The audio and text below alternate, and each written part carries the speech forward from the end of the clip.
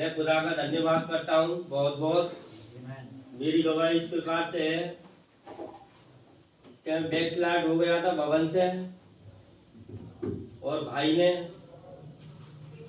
2 भाइयों को भेजा मेरे घर पर समझाने के लिए कि विक्की भाई भवन में आ जाए, मगर मैं फिर भी नहीं आया।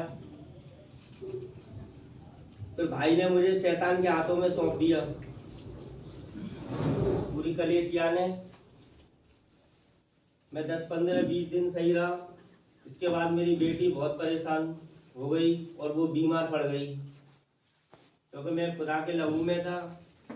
तो खुदा के लहू से मैं बाहर हो गया, तो वो बीमारियां आ गई। मैं इतना परेशान हुआ कि मेरी बेटी की बहुत ज़्यादा कंडीशन खराब हो गई। तारीफ सिंगल है राम का टोल पे, बहुत अच्छा डॉक्टर है बच्चों का, और 600 रुपये का पर्चा बनता है उसका। कम से कम 70 से 80 हज़ार रुपये खर्च हो गए, मगर मेरी बेटी सही नहीं हुई। उसकी कंडीशन बहुत ख़राब हो गई। फिर मैंने 2-3 डॉक्टरों पे दिखाया, सही नहीं हुई। कंडीशन इसकी इतनी ख़राब हो गई कि अब वो बस निकलने ही वाली थी। तो मैं गया मलखान सिंह, मैंने उसको भर्ती कराया। फिर भी उसकी कंडीशन बहुत ख़राब थी और बहुत कमज़ोर हो चुकी थी वो। तो मुझे कुछ नहीं दिखा। फिर मैंने सीधे भैया पे फ़ोन किया कि भैया ऐसे ऐसे बात है, मेरी बेटी अब निकलने वाली है। अब बिल्कुल घोर अंधकार चल रहा है मेरे जीवन में, क्योंकि जब तक मैं लहू में था तो सुरक्षित था खुदा के। लहू से बाहर हो गया तो वो परेशानी, बीमारी सब कुछ आ गया, पैसा भी ख़त्म हो चुका। फिर मैंने भैया के पास कॉल की कि भैया ऐसे ऐसे बात है, मेरी लड़की की बहुत कंडीशन ख़राब है और आप आ जाइए और इसके लिए प्रार्थना करिए। विक्की भाई, आपने बहुत गलती की है। आप पहले खुदा से माफ़ी मांगिए और खुदा से अपने पापों का अंगीकार करिए। तो मैंने अस्पताल में ही मेरी वाइफ ने और मैंने वहीं पर दुआ की। भाई जो सब भी आए हुए थे, और भी मैं यहाँ जॉब करता था, वो भी मैं तो रिश्ते थे, वो भी मेरे मैं काम करता था, वो भी वहीं पे थे। तो भैया ने कही कि भैया पहले आप खुदा से माफ़ी मांगिए जो आपने पाप गुनाह किए हैं। तो मैं उसी घड़ी वहाँ पे आया अस्पताल में, मेरी वाइफ और मैंने रो के दुआ की और खुदा से माफ़ी मांगी। जब भैया ने प्रार्थना की तो उस पर से काली छाया गई,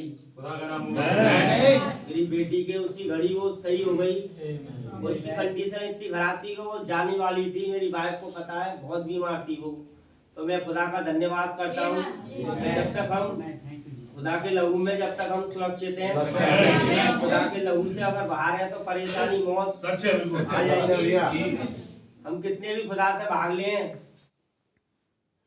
और 2018 की बात है, मैं भागता था खुदा से बहुत, कभी खुदा के पास नहीं आता था। 27 जनवरी की तो मेरी माँ जो थी वो भी प्रभु में ही थी, इसी संदेश में।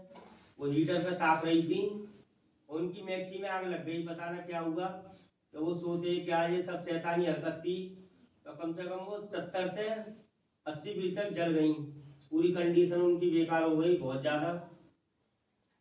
जो खुदाई है, जितने हम खुदा से आगे भागते हैं तो खुदा कुछ ना कुछ हमारे जीवन में करते हैं कि हम परेशानी खुदा के पास आए। जो खुदा का चुना हुआ होता है वो खुदा उसको कैसे ना कैसे अपने पास लिए आते हैं। तो मेरी माँ जो थी, हम तीनों का, मेरी भाई बहन का और मेरी मम्मी का और मेरा 32वां 2012 में हुआ था दिल्ली चर्च में। मैं बहुत समय से हूँ संदेश में। तो मेरी माँ प्रभु में सो गई, मैं बहुत भागता था प्रभु से। मेरे पास्टर भाई ने भी मुझे समझाया कि भाई आपकी कंडीशन सही नहीं है, आप भागते हो, कभी चर्च आते हो, कभी नहीं आते, आप पुराने आदमी हो। फिर भी मैंने भाई की नहीं सुनी और मैं भागता रहा।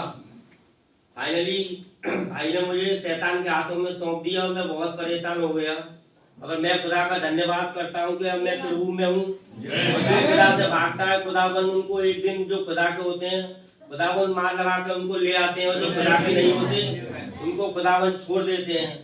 तो मैं खुदा का धन्यवाद करता हूँ कि प्रभु ने मेरे जीवन में बहुत काम किया है और मैं सीधी चाल चलता हूँ। जो खुदा में टेढ़ी मेढ़ी चाल चलते हैं, खुदा उनको एक दिन मार कर ले आएंगे, जो खुदा के होंगे, और जो नहीं होंगे खुदा उनको छोड़ देता है। मैं खुदा का धन्यवाद करता हूँ। सब भाई बहनों को प्रेज़ द लॉर्ड।